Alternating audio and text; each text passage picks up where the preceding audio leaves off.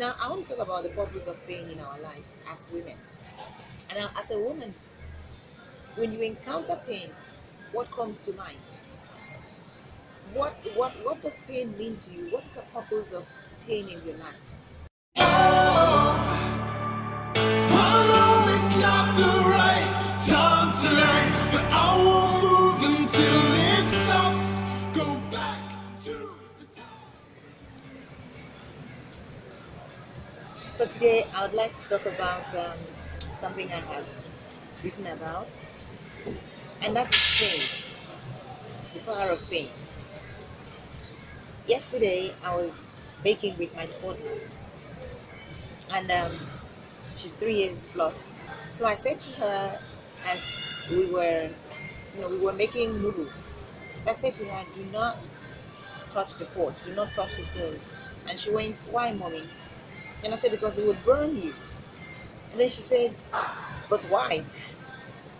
Now, barely 2 minutes after I left the kitchen, I heard her scream out, "You, mommy!" And then I went, what was the problem? She had touched the stove. The stove was still hot. I had turned off the stove, but it was still hot. And she touched it.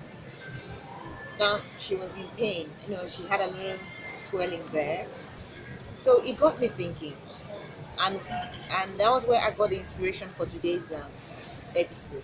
3 things are involved here: pain, maturity, and confidence. If you look at the 3, they are interrelated. Does pain prompt you to withdraw and close up from the world? Or does it push you to use that pain for growth? When my daughter got burned, she learned. And these days, it's been 2 days now since that thing happened. She does not touch the hot stove, and she doesn't even go close to the kettle. And when I'm cooking, she keeps her chair far away, and if she's not wearing her gloves or apron, she does not go near the pot. Now, as a woman, how many times has your heart been broken? How many times have you gone through pain? I'm not talking about the pain of failure or anything, of your relationship. How many times have you really sat down and asked yourself, what is going on with me? Why does it seem, why is it a recurring pattern? Why constantly leaving me? Because when you go through pain, it opens your eyes to know who you really are. When you go through pains, it opens your eyes to know what you need to work on. You've learned the lesson. You're like, pain is like a school. It's like paying your school fees.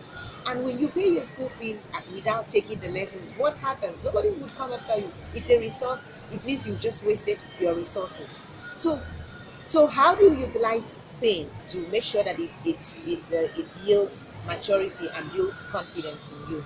I'll give you an example.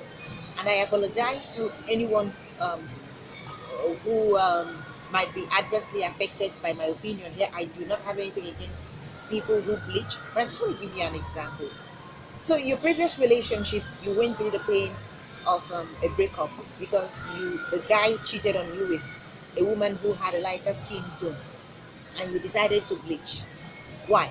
Because you assume that men are more inclined to, or that light-skinned women are more attractive. That's not true. Or you think that there are men, or that men generally do not like darker-skinned women, or it just puts you out there and makes you more inviting or attractive. I don't think so. I beg to differ. In as much as I do not have anything against women with bleaching, I think bleaching stems from a lack of self-confidence. Oftentimes it stems from desiring attention and not getting it. It stems from disappointment. Maybe in your previous relationships, you notice the guy cheated with a light-skinned woman, or he generally complained about you. The complaint probably had nothing to do with your skin tone, or it was just the sex and there was nothing else that he found attractive about you. Now, the relationship is over and you're in pain now. Rather than ask yourself, how do I use this pain to my advantage? You decided to bleach. That has not solved any problem. That has not solved the problem at all. You are actually plunging yourself into a different cycle and identity crisis. When you go through pain, Maybe say the pain of a breakup, or you're going through a relationship where you're not happy, or you're alone, you're lonely. How do you process that pain? How do you use that pain to your advantage? Now, when you encounter pain, what do?